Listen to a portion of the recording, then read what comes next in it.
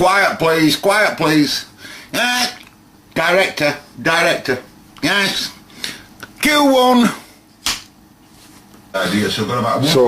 So while I'm listening to that, right, I've been messing around with that, trying to get it to sound a bit better. This is all rubbish equipment, right? It's not my hi-fi, as I've said loads of times, but it does have the ability to sound reasonable.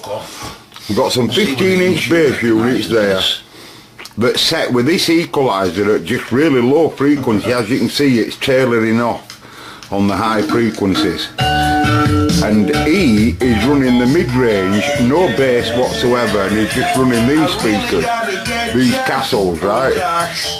And this amp here is driving these 15s, right?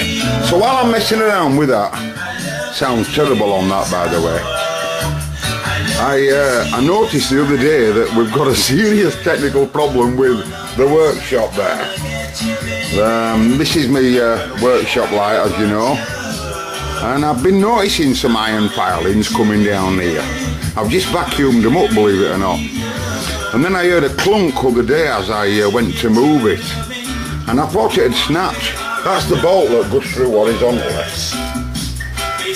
Right, can you see that? It goes through horizontally there, and we've got two spaces. You know what I mean? And there'll be one in the middle there, obviously, and won't stop it crushing itself as you tighten it up. But anyway, it's completely gone out of shape, as you can see. But I thought it had snapped, but it hasn't. It's just literally just come and done at this end. And you know, I've got the nut somewhere. Oh, I think it's in the other room, the nut. Yeah. So what I'm going to do now is strip it down. It's even come out of its mounting here. Look. Ready to collapse, it's ready to collapse, and ballast is inside there for those that don't know, and it's that obviously drives the fluorescent lamp, you know. So I'm going to have to strip that down now and see if I can bend it back into shape without it dying. What do you say? Anyway, I'll have to edit that now, won't I? Director! I'm here. Sit down. And you can clearly see what's gone on. The middle space that I've left actually in there, and you can see it's been catching here for whatever. So as it's been bending, it's getting lower and lower, and it's been catching on top of ballast here. You know, so you don't want iron filings in the workshop, so our engineers will be removing those with a slightly damp cloth. The lamp is looking in a very, very sad state at the moment, as it's dangling down with its legs, minding its own business. And we've removed the springs because otherwise it wanted to go into a very strange position which it doesn't naturally live. This is its top mounting. Anyway, seriously, luckily all we seem to have lost is one washer here. And I thought that was threaded all the way through, but it isn't. It's just threaded at each end, you know. So I'll have no trouble. I'll have no trouble straightening that. And we're going to do that outside, on one of the steps outside, with a small lever hammer, okay? And then rolling it on the floor until we don't see it oscillating. Okay, I will reveal the pile that I've made later on. Director, come on again. I'm here. Go on, take up, ye. Right, so you can clearly see now I've cleaned it up a little bit with a slight damp cloth, and you can see where it's been catching there. Now, I personally, looking at it, I honestly do, I think it's quite a poor design, lads. It's that's... these are the two persuaders that we used.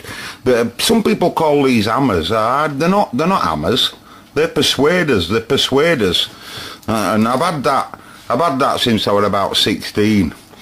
and I've got loads of different, I swear to you, one day I'm going to have to try and show you a lot of my tools, because with me being in building trade and what have you, and I've also done loads of different stuff in the building trade. I'm not saying I'm skilled at all of the stuff, probably very few, but I've done a lot of stuff, you know, from roofing to plastering to walling to all sorts, as you do. I used to work with a builder, you see, who were a proper builder. He could build an house from ground up, and you know, he were really excellent. He's moved now, he's in France, he's moved to France. But anyway, cut a long story short, I've had that since, what, about 15. Quite sentimental to me, you see. So with the two persuaders, I managed to get it into a reasonable state, but I think this is too small in diameter. You know, obviously lens paper, but it's too small in a bit of a kink there on the right hand side, isn't there, ever so slightly. But you can see there, right, you know, here, here, and here, and here.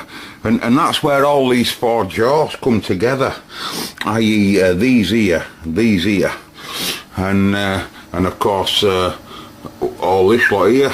And it's a bit of a poor design, I think, because of the size of the diameter of that goes through it. It'd be much better if it were a better bolt, a bigger, heavier bolt.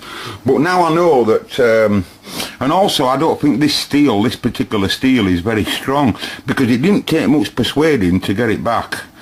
And I'd have thought it'd have been much more harder than what it were, you know, so...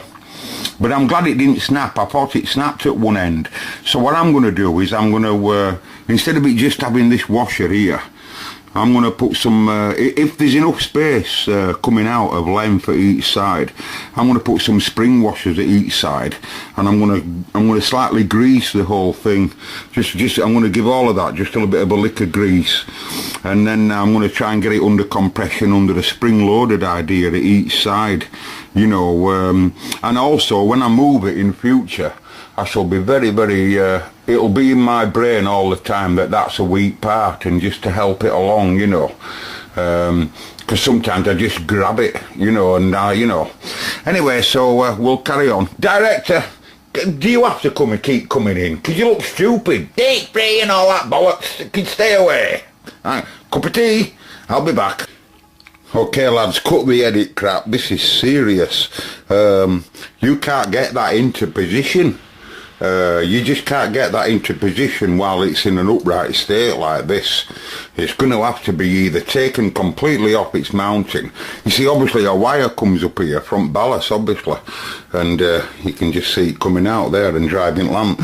So I've removed the lamp and the glass, so that if it does fall, because there's some weight on it, you know, once it's all clamped together there's some weight, you see, and all of this arm wants to come down. So if it does fall down while I'm doing this, at least I'm protecting that, and I can take a recording of the lamp it uses as well. You can see its starter circuit here, look, and transformer will be in there. Anyway, so I'll carry on. Right, on stripping it down further, I noticed that the top bracket that slots into this, and the two arms that come down to meet that, i.e. these two guys, the top mounting is also slightly bent, and that's causing it some problems when it gets very much to the bottom. There's quite a few spacers that have to go in centre here, you know, like you see there at that side, that slot into top of housing here, into that there, which is of course spring loaded by these two guys. I tell you, I was saying to myself right at the beginning, you know, you should take it off the wall, but I don't have the long wire. That had a right long wire with the plug on end of it obviously, but it's wired into a junction underneath there. You can't see it, but there's a junction box up there which runs on the whole light circuit. There, that one there. So then when I turn them on, all of these guys, if I need them, they just get powered up, you know, all of them, i.e. them, and even that fella right over there, you know, if I want it, you know, and they're all movable, so I can move them all around. Whereas so like I said, this fella's wired directly in like the rest, but it just so happens that all of these guys are all pluggable. I've made all of them pluggable.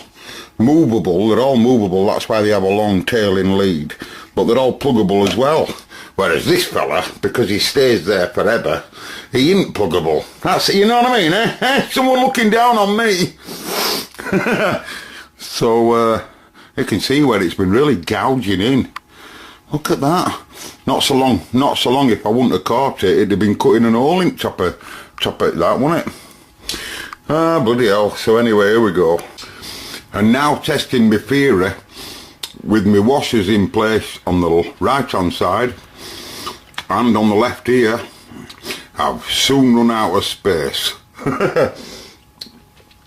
No way we can get that nut on there.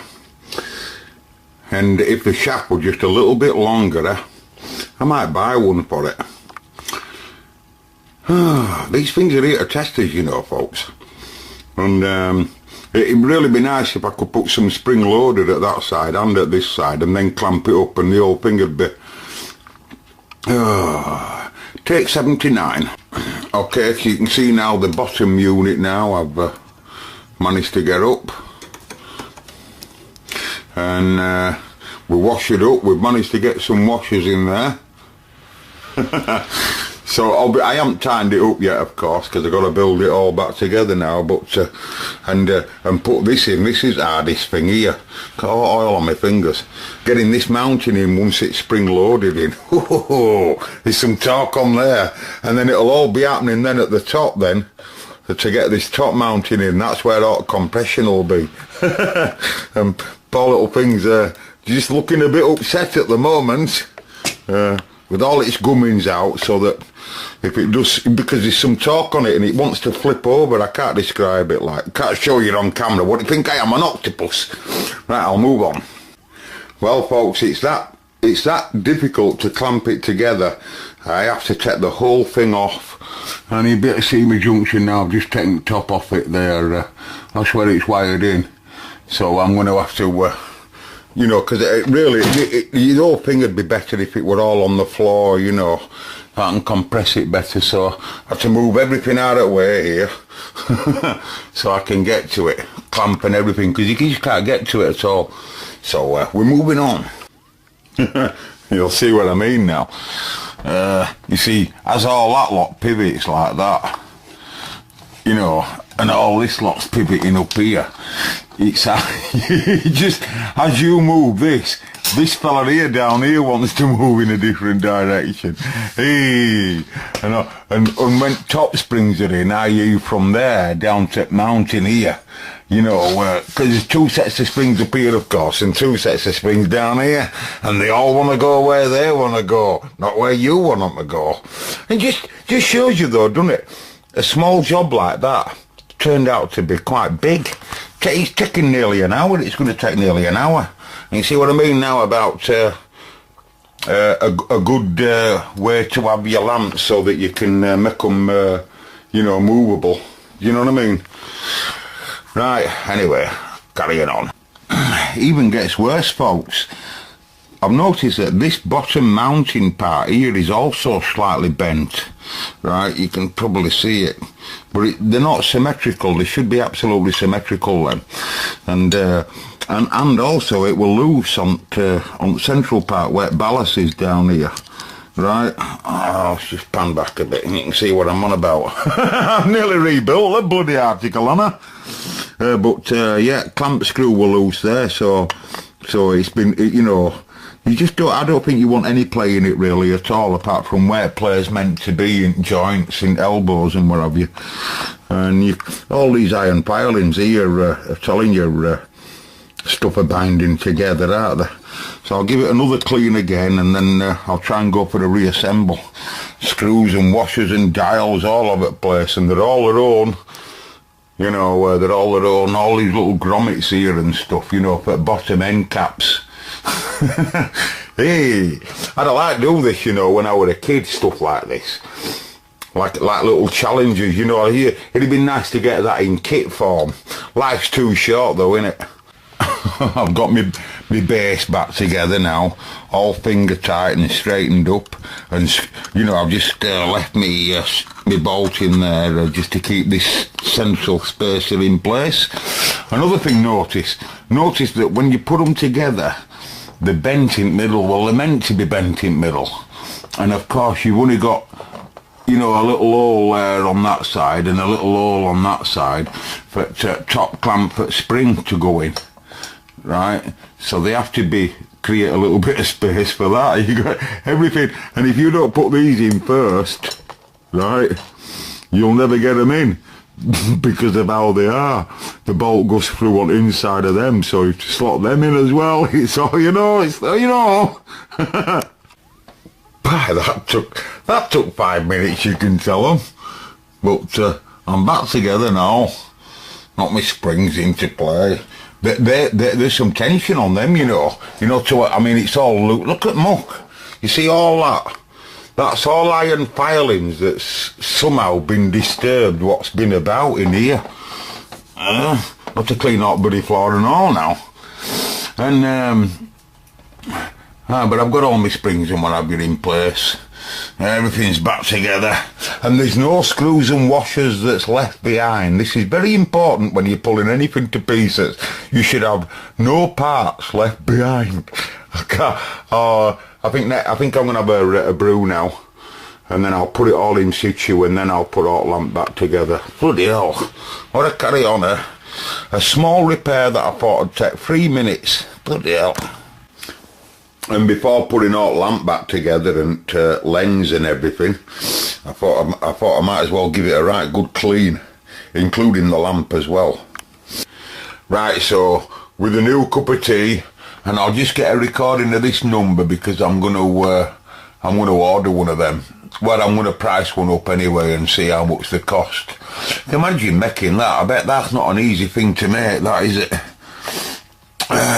For those that don't know, all there is just an element at this side here and an element at that side, and the rest of it gets excited, you know, just same way as a fluorescent tube would. Hence the 4 connections, you know, 2-foot coil at this side and 2-foot coil at that side.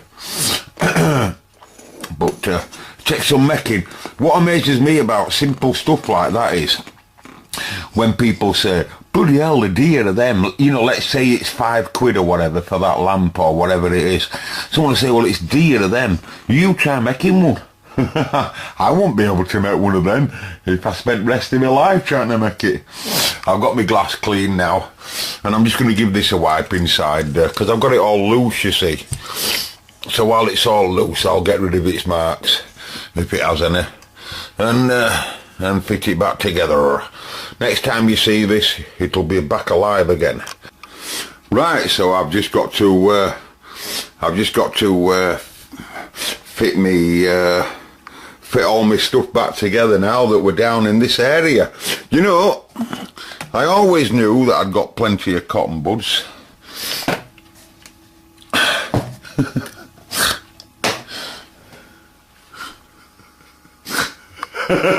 They've all come from that area, and that's because I keep buying them and then I don't know where I've put them, and they've all been hiding there. There've been loads of them just hiding there, and now I'm putting them back there, but at least I know that they're there. I'll get my speaker back. That was a bigger repair than I expected, but you can see my junction there again now, you know, and because they all them, you see, they all work on one circuit to them. They're all fused at 3 amp. Right, so now we're all rolling again. I'm happy at that. I'm happy at that.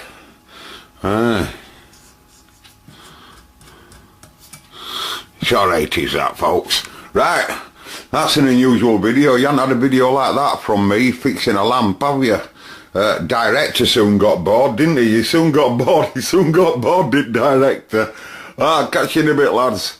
All the best. The repair of the workshop.